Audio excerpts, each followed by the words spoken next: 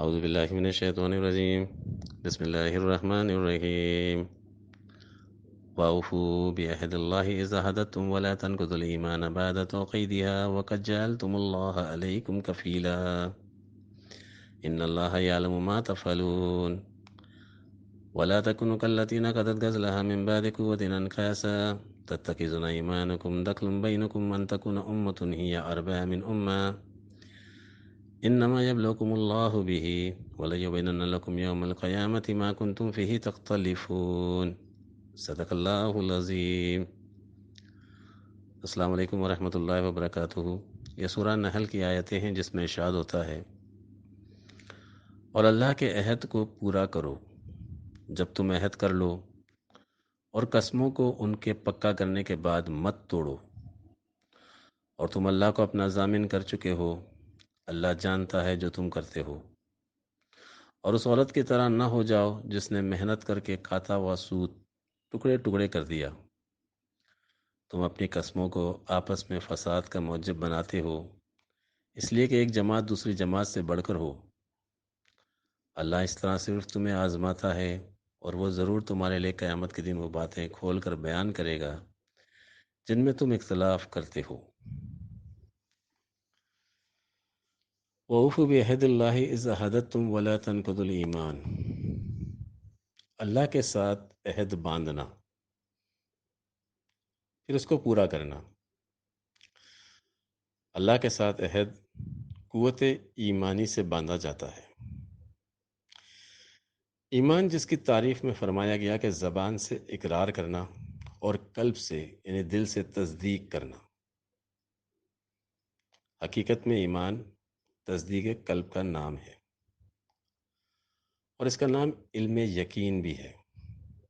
اسی لیے قرآن کریم نے فرمایا، تم عبادت کرتے رہو یہاں تک کہ تم کو یقین آ جائے، فَعَبِدْ رَبَّكَ حَتَّىٰ يَأْتِيَ الْيَقِينُ۔ تصدیق قلب کے بعد دوسرا مقام عین الیقین ہے، یعنی اس ایمان کو اپنے عمل میں دیکھنا، اس یقین کو ہر دم بڑھتے دیکھنا۔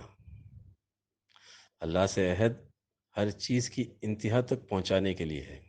اللہ فرماتا ہے تم میرا ذکر کرو میں تمہارا ذکر کروں گا، فاذکرونی اذکرکم۔ یہ انتہا ہے کہ اللہ بندے کا ذکر کرے، اور اس کا نام حق الیقین ہے۔ اس لیے فرمایا وَلَا تَنْقُضُوا الْإِيمَانَ۔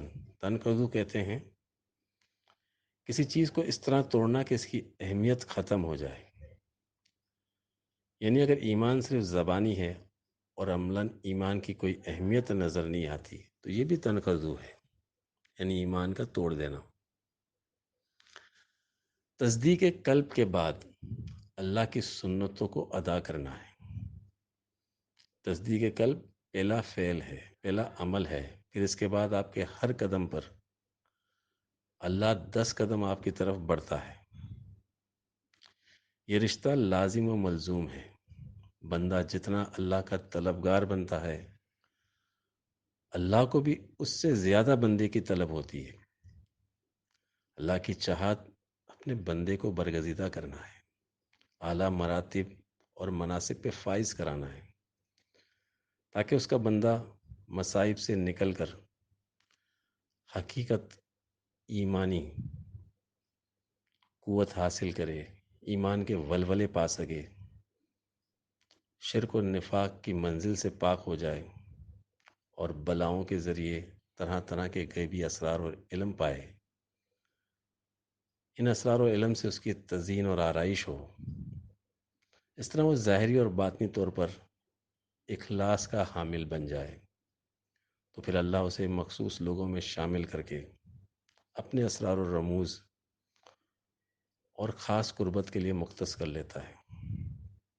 تو اللہ کہتا ہے اس وقت تک اللہ کے عہد کے پاسدار رہو، اس کی حفاظت کرتے رہو۔ یہ ایمان کی باطنی منزلیں ہیں، اور ایمان کی باطنی منزلیں طے کرنے کے بعد اگر اس کی ظاہری منزلیں وہ نہ ملیں، اگر آدمی انسان باطنی منزلوں میں تو کامیاب ہو جائے اور ظاہری منزلوں میں ناکام ہو جائے تو پھر اس کی محنت بیکار ہو جاتی ہے۔ انکاسا یعنی وہ ثمر اور پھل نہیں پاتا، اس سے محروم ہو جاتا ہے۔ ظاہری ایمان کی حالت وہ ہے جب اللہ آپ کو اختیار دے دیتا ہے، یہ ایمان کی آخری حالت ہے جس میں اللہ انسان کو حاکم بناتا ہے۔ ایمان کے بعد معرفت، اور معرفت کے بعد حاکمیت کی منزل آتی ہے۔ حضرت بایزید بستامی رحمۃ اللہ علیہ اس مقام پر خواب میں کشفن دیکھتے ہیں کہ اللہ ان کو عرش مولا پہ بلاتا ہے،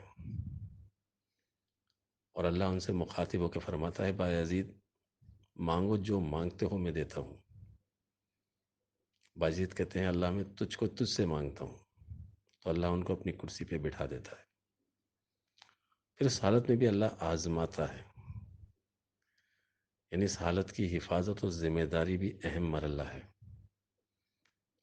بایزید بستامی جب اللہ کی کرسی پہ بیٹھ جاتے ہیں تو عرش مولا پہ نبی کریم صلی اللہ علیہ وسلم کی آمد ہوتی ہے، تو بایزید کھڑے ہو جاتے ہیں، نبی کریم صلی اللہ علیہ وسلم کے ادب میں کھڑے ہوتے ہیں۔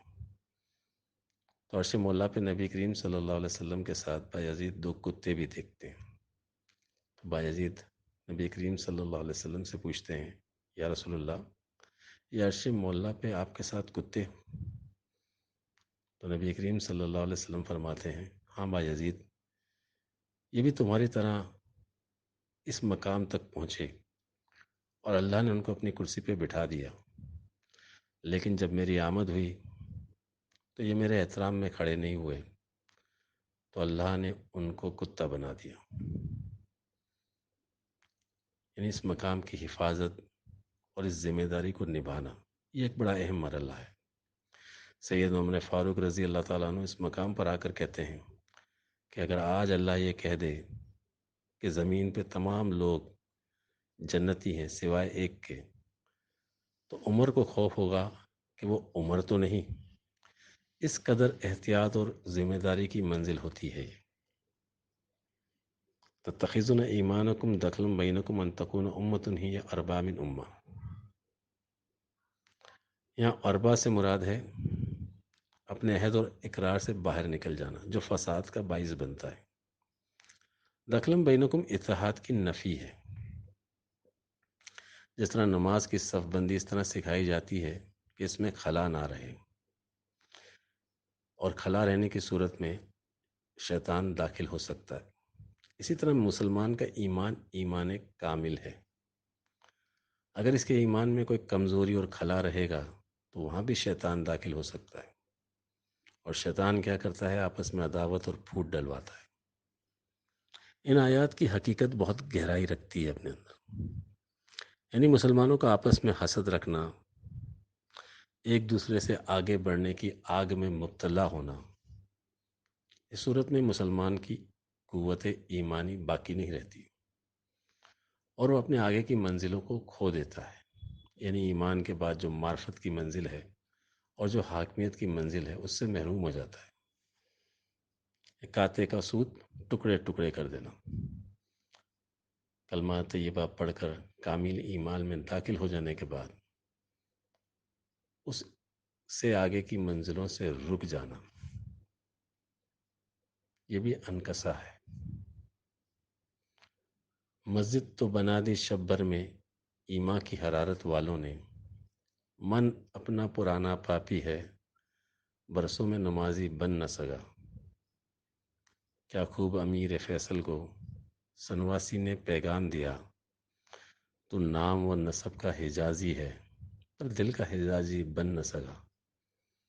تر آنکھیں تو ہو جاتی ہیں پر کیا لذت اس رونے میں، جب خون جگر